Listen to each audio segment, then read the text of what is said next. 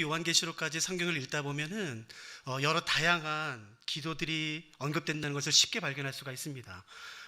소돔과 고모라를 향해서 위에서 기도했던 아브라함의 기도, 야곱, 느헤미야, 다니엘, 그러니까 수많은 하나님의 사람들의 주옥 같은 기도가 언급되죠. 구약뿐만 아니라 신약에도.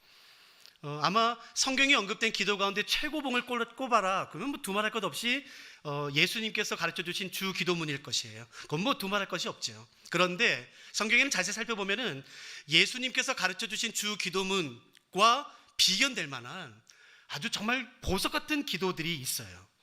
그 기도 중에 하나가 오늘 우리가 본문에 읽은 사도 바울의 기도입니다. 에베소 교회를 향한 사도 바울의 기도가 에베소서에 언급되어 있는데 두 번 언급되어 있죠. 1장에 한 번, 3장에 한 번. 어느 것 하나 이렇게 버릴 것이 없는 정말 기도에 정수가 담겨 있는 너무 놀라운 기도예요. 우리는 에베소서에 언급된 에베소 교회를 위한 사도 바울의 기도를 통해 우리 특별히 두 가지를 배울 수가 있습니다. 어떻게 기도해야 되는지, 그리고 두 번째는 무엇을 기도해야 되는지예요. 오늘 제게 주어진 시간은 40분인데 제가 이 40분 동안 어디까지 설명할 수 있을지 모르겠지만 제가 시간 넘기진 않을 테니까 그 시간에 딱 되면 제가 마치겠습니다. 그러니까 시간이 허락되는 범위까지 우리가 한번 살펴보고 싶습니다. 다시 말씀드리지만 사도 바울의 기도를 통해 우리는 두 가지를 배울 수가 있어요. 첫째, 어떻게 기도해야 되냐는 것이에요. 두 번째는 도대체 무엇을 기도해야 되는 것인가. 첫째, 어떻게 기도해야 되는 것인가를 우리가 배울 수가 있는데 사도 바울의 기도, 에베소서에 언급된 사도 바울의 기도뿐만 아니라 바울의 대부분의 기도에서, 아니 바울의 기도뿐만 아니라 신약 성경에 언급된 사도 바울의 10세 서신을 보면은 항상 사도 바울은 기도할 때든지 교회나 개인에게 편지를 쓸 때든지 항상 이걸로 시작해요. 이게 그렇게 중요한 건가 봐요. 기도할 때도 빼놓지 않습니다. 서신을 기록할 때도 빼놓지 않아요. 항상 이거로 시작하죠. 그건 바로 뭐냐면은 감사예요. 한번 잠깐만 보시겠습니까?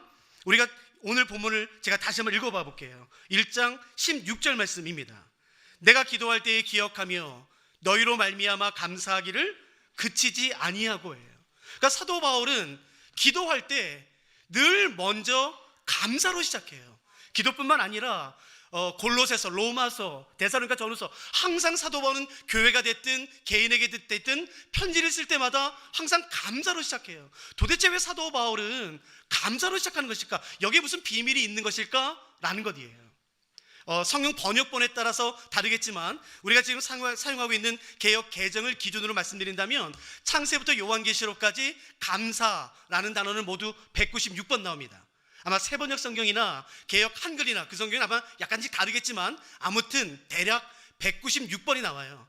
구약 성경에는 132번 나옵니다. 그리고 신약에는 64번 나와요. 흥미로운 것은 뭐냐면은 구약 성경 132번이나 감사가 언급되는 동안에 감사가 가장 많이 나오는 성경은 시편이에요. 신약 성경 64번 가운데 무려 48번 정도가 사도 바울 서신에 다 언급됩니다. 그러므로 알 수 있는 것을 한번 들어보세요. 구약에서 감사를 가장 많이 한 사람은 다윗이에요. 신약에서 감사를 가장 많이 한 사람은 사도 바울이에요. 여러분, 그래서 우리가 뭘 할 수 있는지 아세요? 아주 중요한 거 알 수 있습니다. 구약에서 다윗이 감사를 가장 많이 했습니까? 신약에서 사도 바울이 감사를 가장 많이 했습니까? 그러므로 우리가 알 수 있는 것은 뭐냐면은 감사란 환경의 열매가 아니에요. 상황의 열매가 아니에요. 여러분, 세상에 다윗처럼 기구한 삶을 산 사람이 어디 있습니까? 원치 않는 기름 부심을 받았어요. 자기는 왕이 되고 싶지 않았어요. 근데 사무엘 선지자를 통해서 왕으로 기름 부음 받았어요. 그래서 결과는 뭔가요? 사울 왕에게 오랜 시간 동안 쫓겨다닙니다. 산으로, 들로, 광야로, 동굴로 사람들의 눈을 피해서 여러분 숨기 바빴어요. 심지어 블레셋에 숨어 들어갔죠. 아기스 왕 앞에서는 살기 위해 심지어 미친 척까지 해야 되는 수치를 경험합니다. 그게 다인가요? 아니요. 왕이 된 이후에는 자기의 죄로 말미암아 자기의 사랑하는 이스라엘 백성이 7만 명이 한 번에 죽는 처참한 것을 목도해야만 됐었어요. 그게 끝인가요? 아니요.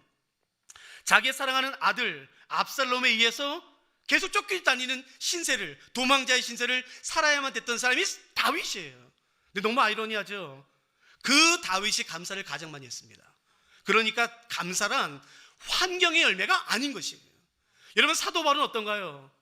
예수님을 다메섹 도상에서 인격적으로 만난 이후 그의 삶은 복음을 증거하는 삶이 되지만 인간적인 관점으로 본다면 여러분 세상에 그런 비참한 삶이 어디 있습니까?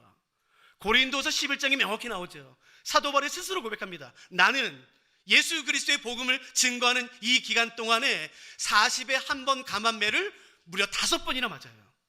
3번 태장이 맞습니다. 배가 3번이나 파손돼요. 한 번 돌 맞아요. 강도의 위험, 동족 유대인의 위험, 이방인의 위험, 바다의 위험, 강의 위험, 수많은 위험들, 헐벗고 못 자고 못 입고 오해당하고 쫓겨다니고 거절당하고. 여러분 세상에 사도 바울 같은 기구한 삶을 산 사람이 어디 있습니까?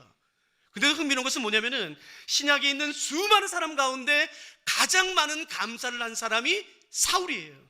사도 바울입니다.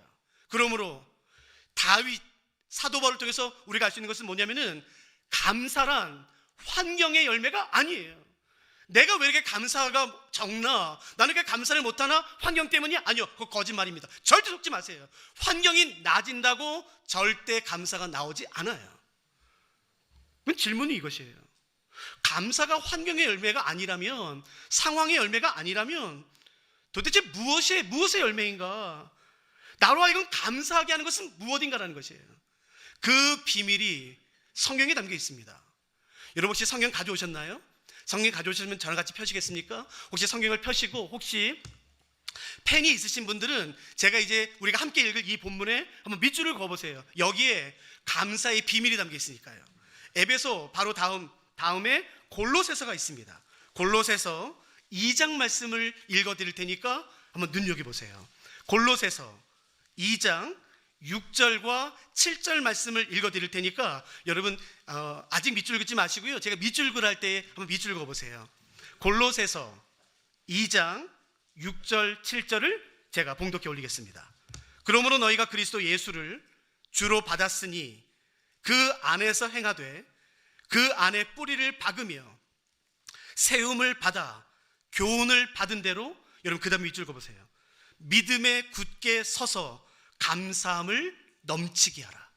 사도 바울이 이렇게 권면해요. 너희는 감사하기 위해 먼저 필요한 게 있다. 믿음에 굳게 서라는 것이에요. 그러므로 알 수 있는 것은 뭐냐면은 감사란 환경의 열매가 아니에요.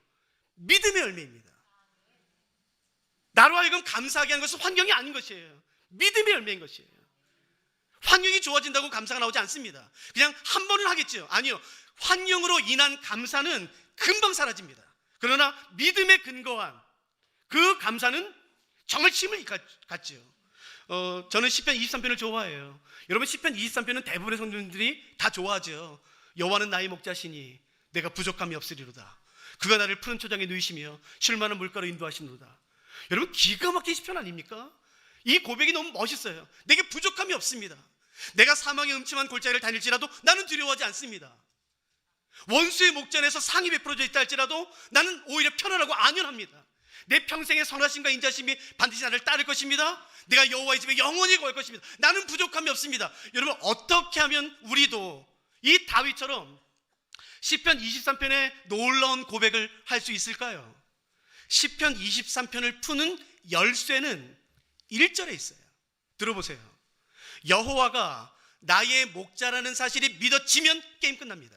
여호와가 나의 목자라는 사실이 믿어지면 지금 내가 사망의 음침한 골짜기 있어요? 두렵지 않아요. 지금 원수가 나를 해하려고 해요? 아니요, 두렵지 않아요. 여호와가 나의 목자라는 사실이 믿어지기만 하면. 그러나 지금 내가 있는 곳이 푸른 초장이에요. 쉴만한 물가예요.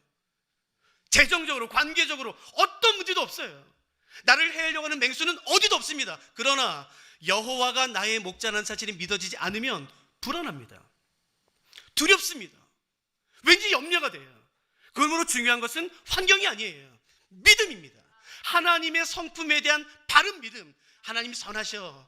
하나님은 신실하셔. 하나님은 한번 하신 약속을 반드시 이루시는 분이야 라는 믿음이 우리로 하여금 감사를 이끄는 것이에요. 여러분 어떻게 하면 나의 삶에 감사가 넘칠 수 있을까요? 그건 환경이 아닌 것이죠. 믿음의 열매인 것이에요. 여러분 구약의 한 선지자의 이 고백을 한번 들어보세요. 찾지 말고 한번 들어보세요. 저는 이 고백 참 좋아해요. 비록 무화과 나무가 무성하지 못하며 포도나무의 열매가 없으며 감람나무의 소출이 없으며 밭에 먹을 것이 없으며 우리의 양이 없으며 외양간에 소가 없는데 어떻게 감사합니까? 여러분 이 세상의 관점에서는 이건 바보죠. 이건 불가능한 거죠. 아니요. 그러나 이렇게 말하는 것이에요. 나는 여호와로 말미암아 즐거워하며 나의 구원의 하나님으로 말미암아 기뻐하리로다. 주 여호와는 나의 힘이시니라. 여러분, 이것이 진짜 감사죠. 환경으로 인한 것이 아니라 하나님의 성품에 의한 감사한 것이에요. 비록 내 눈에 내 소원이 아직 이루어지지 않았다 할지라도, 비록 내 손에 내가 원하는 것, 내 필요가 주어지지 않았다 할지라도 하나님이 선하셔. 하나님은 한번 하신 약속은 반드시 이루시는 분이야. 내 삶 가지고 장난치지 않을 거야 라는 믿음이 있으면 미리 감사할 수 있는 것이에요. 보이지 않는다 할지라도, 그 결과가 내 소원이 이루어지지 않았다 할지라도 여러분, 내일에 이루어질 것을 미리 감사할 수 있는 것이겠죠. 여러분, 이것이 사도 바울이 발견한 비결이었어요. 그래서 사도 바울은 수많은 문제 가운데 있었지만, 다윗은 그 처참한 상황 가운데 있었지만 가장 입을 열어 하나님께 기도할 때에 가장 먼저 고백한 것은 하나님, 당신은 찬양받기 합당하신 분이십니다 라는 감사했던 것이겠죠. 여러분, 누가 오늘 이런 감사의 기도를 여시겠습니까? 아니, 목사님, 난 아직도 돈이 어려워요. 재정적으로 어려워요. 관계가 어려워요. 질병이 어려워요. 예. 그럼에도 불구하고 우리는 하나님의 성품에 대한 바른 근거와 믿음으로 미리 감사하는 것이에요. 감사와 관련돼서 한 가지만 더 살펴보실까요? 여러분 들어보세요.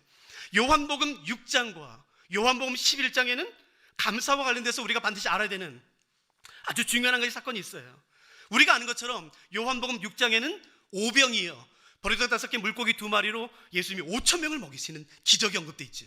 11장에는요, 죽은 나사로가 살아나는 기적이 언급되어 있어요. 들어보세요. 예수님께서는 보리떡 5개와 물고기 2마리로 5,000명을 먹이시는 기적을 행하시기 전에 무엇인가를 하십니다. 예수님께서는 베다니 무덤가에서 죽은 나사로를 다시 살아 일으키시는 그 기적을 행하시기 전에 먼저 하시는 것이 있어요. 그게 뭔지 아시겠습니까? 그게 감사예요. 하나님, 내 기도를 들어주셔서 감사합니다. 아니요, 아직 기적이 일어나지 않았어요. 아직 보리떡 5개랑 물고기 2마리로 5,000명이 먹지 않았어요. 나사로가 살아나지 않았어요. 그럼에도 불구하고 예수님은 기적이 일어나기 전에 먼저 감사하십니다. 그러므로 여러분 들어보세요. 기적이 감사를 이끄는 게 아니라 감사가 기적을 이끄는 것이에요. 우리는 환경이 좋아지면 감사할 거라 생각해요. 기적이 일어나면 감사를 할 거라 생각해요. 아닙니다. 기적이 감사를 이끄는 게 아니라 감사가 기적을 이끄는 것이에요. 그리고 그 감사는 그냥 무턱대고 감사하는 것이 아니라 하나님에 대한 바른 믿음, 바른 지식에 근거한 믿음에 근거한 감사가 기적을 이끄는 것이에요. 여러분, 누가 기적을 보길 원하십니까? 감사하십시오. 무슨 감사요? 하나님의 성품에 대한 바른 믿음에 근거한 감사. 그 감사가 언제나 우리를 기적으로 이끄니까요. 그것이 우리의 기도를 여는 첫 번째 말이 되면 좋겠다는 것이에요.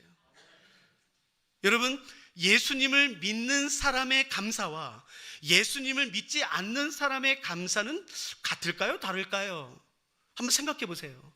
예수님을 그리스도로 믿는 사람의 감사, 예수님 그리스도를 믿지 않는 사람의 감사, 완전히 다릅니다. 예수를 믿지 않는 사람들의 감사의 특징은 대상이 없습니다. 감사의 대상이, 감사의 내용만 있어요. 그러나 예수님을 그리스도를 믿는 사람들의 감사는요, 대상이 있습니다. 예수님을 믿지 않는 사람들은 그냥 자기의 소원이 이루어지면 감사하는 것이에요. 누구에게 감사하는지가 없어요. 여러분, 누구도 상관없습니다. 사람이 됐든 어떤 신이 됐든 어떤 우상이 됐든 아무 상관없어요. 내 소원, 내 필요만 이루어지면 돼요. 그래서 그 사람들의 감사는 언제나 내용이에요. 그래서 그 내용이 사라지면 감사도 사라집니다. 예수님을 그리스도를 믿지 않는 사람들의 감사는 그렇기 때문에 언제나 조건적이에요. 이루어져야 감사하는 것이에요. 그러나 예수님을 그리스도로 믿는 사람들의 감사는요, 대상이 있습니다. 하나님으로 말미암아 감사한 것이에요. 밭에 소출이 없다 할지라도, 외양간에 소가 없다 할지라도, 아직 내 소원과 내 필요가 채워지지 않았다 할지라도, 아니야, 하나님은 선하셔. 나를 늘 인도하시는 분이셔. 지금 나와 함께 가시는 분이야 라는 바른 믿음으로 말미암아 우리가 감사할 수 있는 것이겠죠. 그러므로 중요한 것은 내가 기도할 때에 무엇을 바라보며 기도할 것인가에 대한 기도의 시선인 것이에요. 문제는 우리로 하여금 기도하게 만듭니다. 어려움과 환경과 고난은 우리로 하여금 기도하게 만들어요. 그렇기 때문에 우리가 조심해야 되는 것은 기도를 아무리 열심히 해도 나의 시선이, 나의 마음이 문제에 있으면 너무나 아이러니하게도 기도하면 기도할수록 낙담돼요. 기도하면 기도할수록 더 문제 속으로 깊이 들어가요. 기도를 안 해서가 아니에요. 기도를 열심히 하면 할수록 문제 가운데 들어가요. 낙담돼요. 절망돼요. 왜냐하면 기도의 시선이 문제에 있기 때문에 그런 것이에요. 어떻게 하면 벗어날 수 있을까요? 예, 내가 비록 문제 가운데 있다 할지라도 눈을 들어 하나님을 바라보는 것이에요. 기도의 시선을 하나님에게 두는 것입니다. 왠 줄 아십니까? 그 능력의 근원이 하나님에게서 나오기 때문에 그래요. 어떤 사람들은 말해요. 마치 기도 자체의 능력이 있는 것처럼. 여러분, 기도에는 능력이 없습니다. 말 조심하세요. 들으세요. 기도 자체의 능력이 있는 게 아니에요. 능력은 그 기도를 들으시는 하나님에게 있는 것이에요. 만일 기도 자체의 능력이 있다면 기도만 하면 되죠. 누구한테 기도하는 게 무슨 중요합니까? 어떤 신이 됐든 기도만 하면 되죠. 아니요. 기도 자체에 힘 있는 게 아니에요. 그 기도를 들으시는 하나님에게만 소망이 있고 능력이 있고 그 모든 것이 있기 때문에 여러분, 반드시 기도할 때에 나의 시선을, 문제가 아니라 눈을 들어 하나님을 바라봐야 되는 것이에요. 여러분, 그럴 때 우리가 문제에서 나오게 되는 것이겠죠. 열심히 기도하십시오. 그러나 중요한 것은 기도할 때에 나의 시선을 하나님에게 두는 것이에요. 만일에 나의 기도할 때 나의 시선을 하나님께 두기 시작한다면 소원이 생깁니다. 하나님 더 알고 싶다. 도대체 내 하나님은 어떤 분이신가? 하나님을 더 알고 싶은 열망이 생겨요. 갈증이 생겨요. 그래서 하나님을 더 알게 되죠. 그것은 너무너무 중요한 것입니다. 여러분, 이거 관련돼서 한 가지만 더 살펴보실까요? 여러분, 하나님께서 우리 그리스도인들에게, 하나님의 백성인 우리들에게 10계명을 허락해 주셨는데 그 중에 두 번째 계명이 뭐냐 하면은 너희는 하나님의 형상을 하늘에 있는 것이나 땅에 있는 그 어떤 것으로도 만들지 말라는 것이에요. 하나님을 그 어떤 형상으로도 만들지 말라라는 것이에요. 왜일까요? 세상의 모든 종교들은 다 신의 형상이 있거든요. 근데 왜 하나님은 그 형상을 만들지 말라고 말할까요? 왜? 도대체 왜? 아니, 반대로 말하면 사람들은 왜 이렇게 신의 형상을 만들기 원할까요? 한번 들어보세요. 사도 바울이 에베소서를 기록할 당시에 그 에베소는 로마 제국 전체에서 가장 유명한 항구 중에 하나 있었어요. 하루에도 수많은 배들이 오가고 수많은 사람들이 오가기 때문에 여러분, 에베소에는 다양한 인종과 문화와 언어와 종교가 섞여 있었죠. 그래서 제가 주는 문헌에 의하면 어떤 학자들은 심지어 이렇게까지 말합니다. 로마 제국에 신이 얼마나 다양하게 있는지를 알고 싶다면 에베소로 가라 라고 말할 정도로 사도 바울 당시의 에베소에는 수많은 다양한 신들이 있었어요. 제가 질문할 테니까 한번 대답해 보세요. 그렇다면 그 당시에 신과 수많은 신이 있고 사람들이 있어요? 누가 누구를 선택하나요? 신이 사람을 선택하나요? 사람이 신을 선택하나요? 누가 누구를 선택하나요? 대답 한번 생각해 보세요. 신이 사람을 선택하나요? 사람이 신을 선택하나요? 질문이에요. 대답을 많이 하시는데 이해는 되셨죠? 누가 누구를 선택하나요? 예, 사람이 신을 선택해요. 사람이. 여러분, 그렇다면 기준은 뭘까요? 이 신을 나 이 신은 싫어. 이 신을 선택할 거야. 사람이 신을 선택할 때에 그 기준은 뭘까요? 누가 내 소원을 빨리 들어주냐예요. 누가 내 필요를 빨리 채워주냐예요. 그렇다면 그 당시에 좋은 신의 기준은 누구겠습니까? 능력이 많은 신의 기준은 무엇이겠습니까? 누가 내 소원을 빨리 들어주냐는 것이에요. 누가 내 필요를 빨리 채워주냐예요. 못 채워주면요, 버립니다. 그리고 다른 신을 선택해요. 누가 누구를 위해 존재하는지 아시겠습니까? 신이 사람을 위해 존재해요. 사람이 신을 위해 존재하는 게 아니라 신이 사람을 위해 존재해요. 필요를 채워주기 위해, 소원을 들어주기 위해. 그 소원을 잘 들어주는 신이 여러분 좋은 신이에요. 그렇기 때문에 그런 관계에서의 예배란 흥정입니다. 신이 원하는 것 주고 내가 원하는 것 받고, 신이 이거 좋아해? 그러면 적당히 정성을 보이고 그 다음에 내가 원하는 것 받고, 그렇기 때문에 그 당시의 예배는 흥정이에요. 여러분, 우리가 하나님을 이렇게 섬길 수가 있습니다. 이름은 하나님이시지만, 이름은 예수 그리스도이지만, 이름은 여호와 하나님이지만 하나님을 마치 우상처럼 섬길 수 있어요. 하나님, 내 이만큼 11조 할게. 이거 들어줘. 내가 지난달보다 11조 10만 원 더 했잖아. 어느 순간 우리의 기도는 흥정이 되기 시작해요. 여러분, 우리가 기도하는 목적은 무엇입니까? 하나님의 뜻을 내 앞에 굴복시키기 위한 것인가요? 아니요. 그러면 절대 안 되는 것이에요. 기도란 나를 주께 쳐서 복종해야 되는 것이에요. 나의 뜻을 이루는 것이 아니라, 나의 왕국을 이루는 것이 아니라 하나님의 뜻이 하늘에서 이루어진 것처럼 이 땅에서도 이루어지기 위해 우리가 기도하는 것이에요. 나의 나라, 나의 왕국이 아니라 하나님의 왕국이 이루어지기 위해. 그런데 문제는 하나님을 마치 우상처럼 섬기는 것이에요. 하나님 이거 좋아하세요? 그럼 이거 해드리죠. 그 대신 내가 좋아하는 거 주세요. 아니요.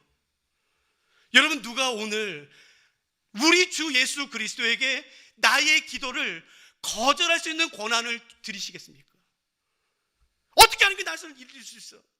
어떻게 하나님이 나에게 이룰 수 있어? 내가 교회 갖다 바친 돈이 얼만데, 내가 교회 얼마나 헌신했는데 어떻게 나한테 이룰 수 있어? 여러분, 때로는 거절이 은혜일 때가 있어요. 지금 당장 내 기도를 들어주지 않으신 것이 여러분 하나님의 은혜일 수 있어요. 그러나 우리는 견디지 못합니다.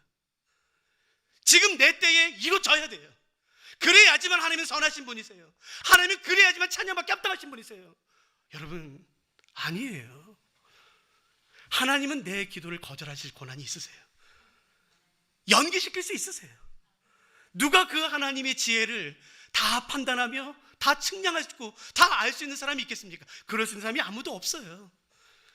누가 하나님에게 나아가 나의 뜻을 주께 복종하며 하나님의 뜻이 이루어지도록 간구하시겠습니까?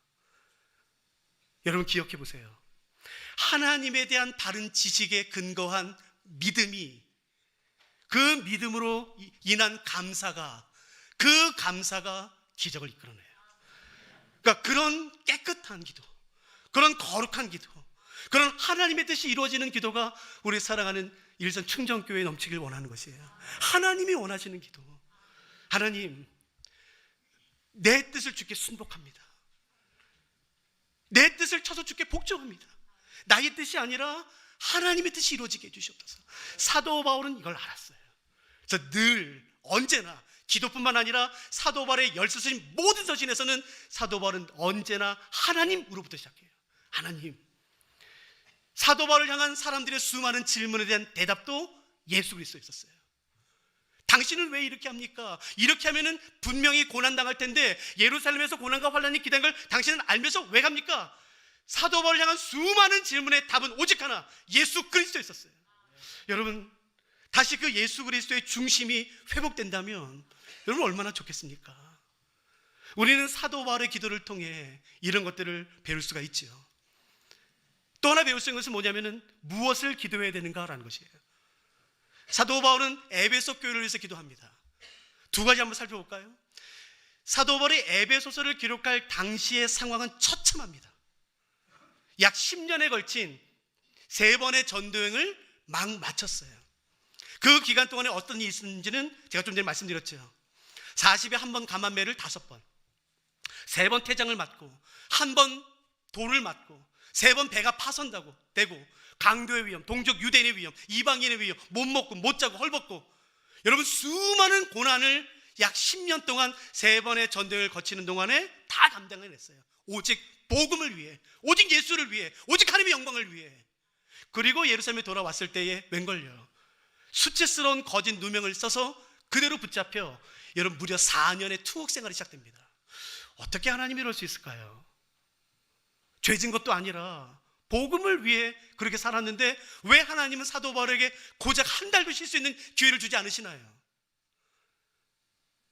그 매맞은 몸, 피곤한 몸, 찢어진 육체를 이끌고 여러분 무려 4년의 긴 투옥 생활을 시작해요. 그런 동안 들리는 소식은 사도 바울이 지난 시간 개척했던 교회의 어려움들입니다. 갈등, 분열, 거짓 교사들, 교회 무너짐.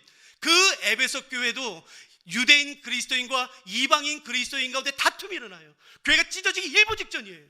음란함, 부도덕함, 수많은 어려움들이 에베소 교회로부터 감옥에 갇혀있는 사도 바울에게 들립니다. 여러분, 만일에 여러분이 사도 바울이라면 그 에베소 교회를 위해서 기도할 때에 뭐라고 기도하시겠습니까? 그런 상황에서 함께 기도할 때에 뭐라고 기도하시겠습니까? 하나님, 이건 너무한 것 아닙니까? 내가 뭐 놀았습니까? 내가 범죄했습니까? 내가 지난 10년 동안 이렇게 철저헌신했지 않습니까? 내 모든 거 다 포기하고. 이게 뭡니까 하나님? 감옥에서.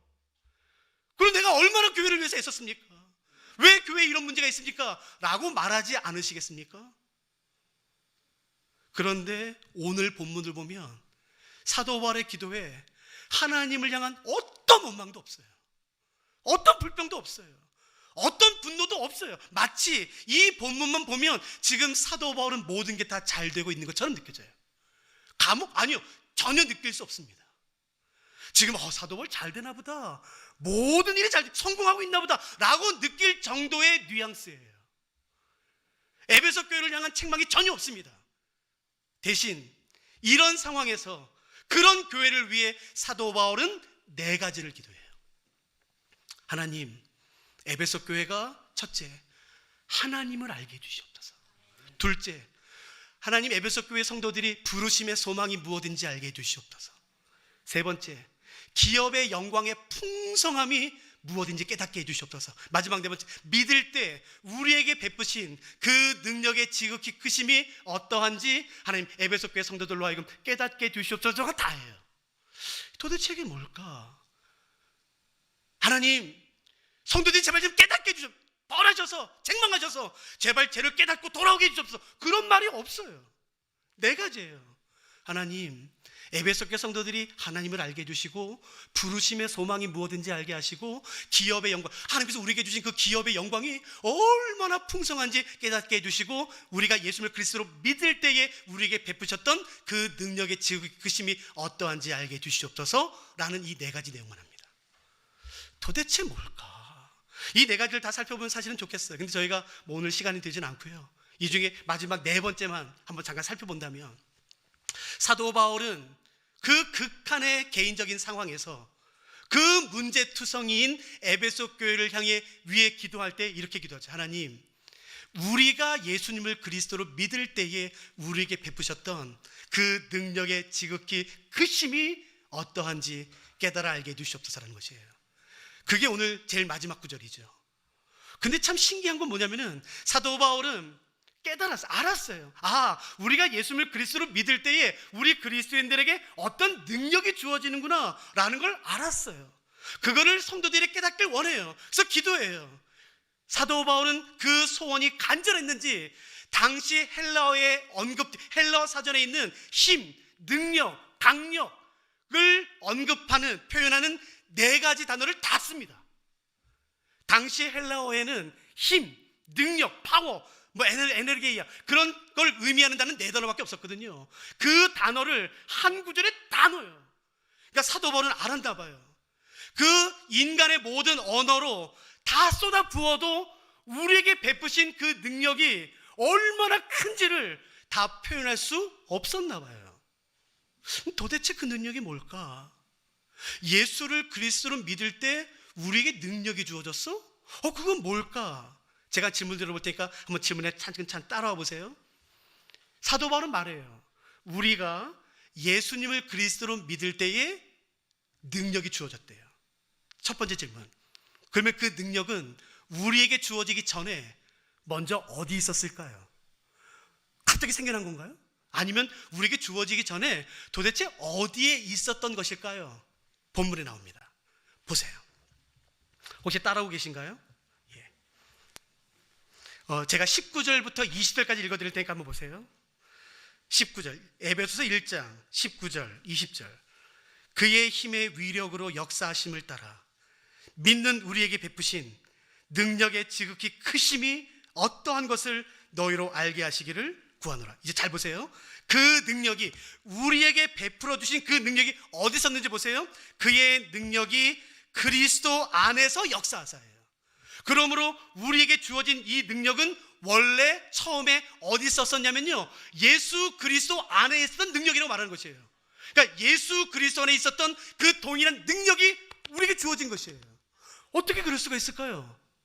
어떻게 예수님에게 있었던 바로 그 능력이 우리에게 주어졌을까요? 근데 그 다음이 더 놀랍습니다. 내가 예수님을 그리스도로 믿을 때에 나에게 주어진 이 능력은 먼저 그리스도 안에 있었는데, 그리스도 안에서 어떤 역사를 했는지가 바로 그 다음에 나와요. 20절, 어떤 일을 했는지 보세요. 그의 능력이 그리스도 안에서 역사하사, 이 다음이죠, 죽은 자들 가운데서 다시 살리시고. 내가 예수를 그리스도로 믿을 때에 나에게 주어진 이 능력은 원래 예수 그리스도 안에 있었고, 예수 그리스도 안에서 어떤 것을 행했던 능력이냐면, 십자가에 달려 죽으셨던 그 예수 그리스도를 다시 죽음에서 부활로 일으키셔서 생명을 주셨던 바로 그 능력이라는 것이에요.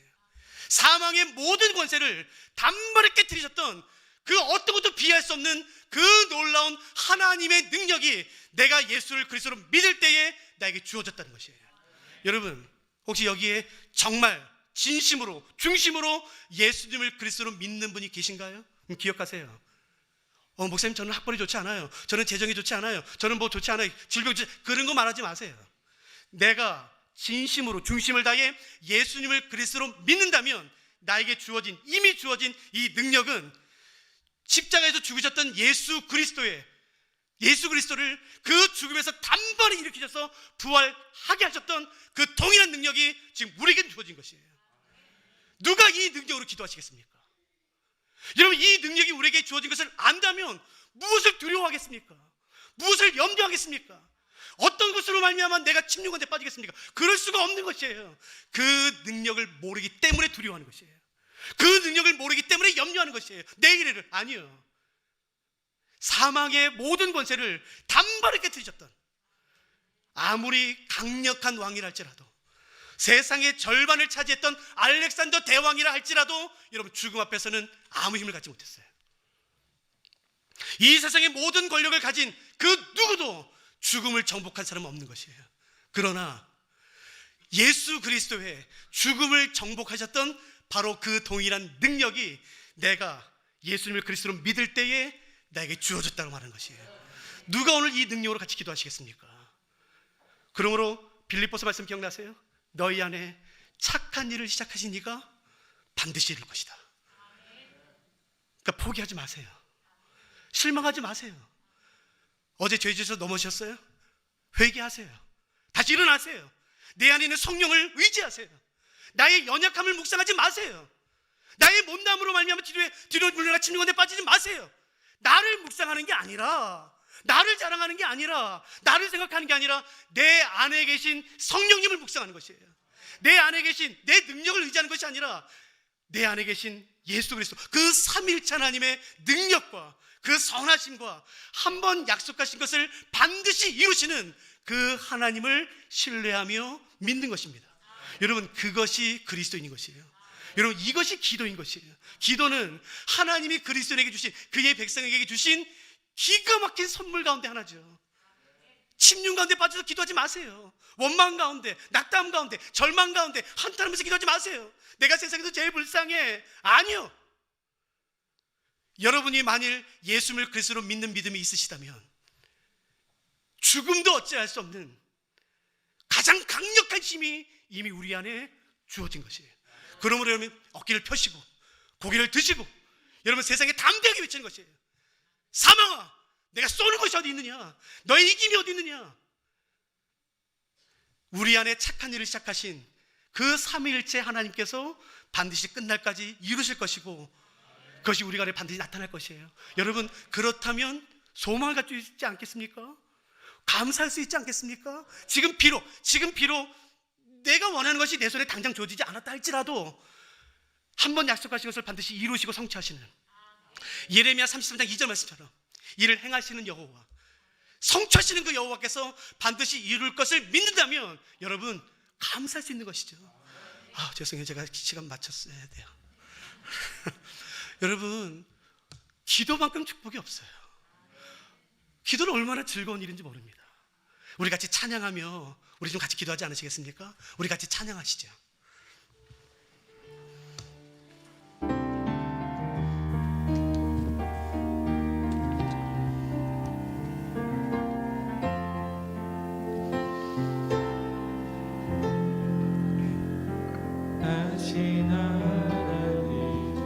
주께 감사드리세. 날 위해 이 땅에 오신 독생자 예수, 나의 맘과 뜻 다해 주를 사랑합니다. 날 위해 이 땅에 오신 독생자 예수, 내가 약할 때 강함 주고 가난할 때 우리를 부욕해 하신 나의 주 감사. 내가 약할 때 강함 주고 가난할 때 우리를 부욕해 하신 나의 주 거룩하신 하나님,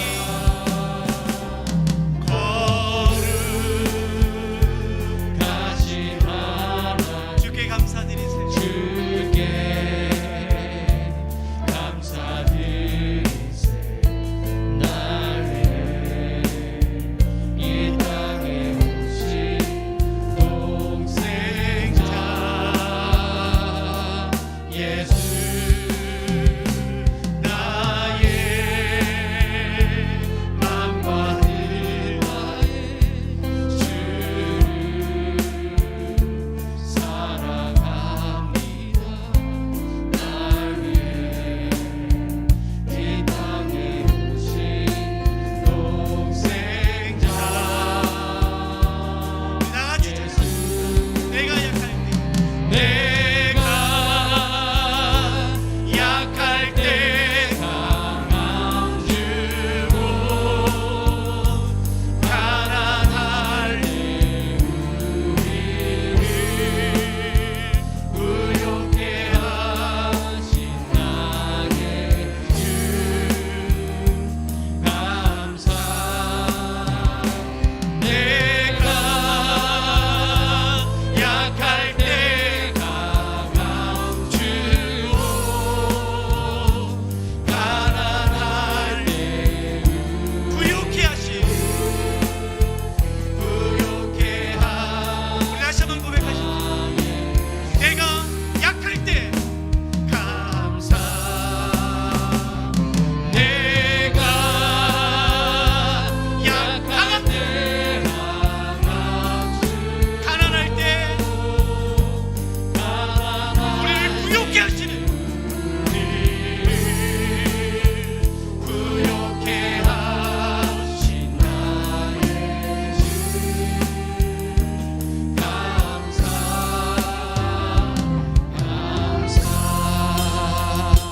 여러분 같이 기도하지 않으시겠습니까?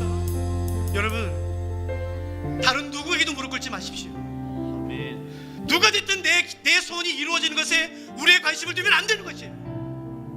우리의 모든 관심은, 우리의 모든 시선은 오직 하나님에게만 향하는 것입니다. 하나님, 주께서 주지 않으신 것은 우리가 받지 않겠습니다. 세상이 주는 썩은 고기에 아무리 성공을 준다 할지라도, 많은 재정을 준다 할지라도, 높은 지혜를 준다 할지라도 하나님이 주는 것이 아니라면 거부하겠습니다. 누가 이런 믿음을 가지시겠습니까? 하나님, 주가 주실 것을 받겠습니다. 주의 때까지 기다리겠습니다. 주님, 모든 때와 기한을 정하신 하나님, 주님 선하십니다. 신실하십니다. 하나님의 때에 하나님의 방법으로 나의 기도를 이루어 주시옵소서. 나의 뜻이 아니라 주의 나라가 임하게 하시고 주의 뜻이 이루어지게 하여 주시고 하나님의 성품에 대한 그 감사로 말미암아 나의 삶에 기적이 일어날 수 있도록 우리 먼저 같이 그런 기도 드리고 싶습니다. 하나님, 당신은 선하십니다. 높고 위대하십니다. 이상을 다스리신 분이십니다. 살아계신 분이십니다. 우리가 먼저 하나님을 인정하며 감사하는 기도로 우리 기도를 열고 싶습니다. 우리 다 같이 기도하시겠습니다. 기도합시다.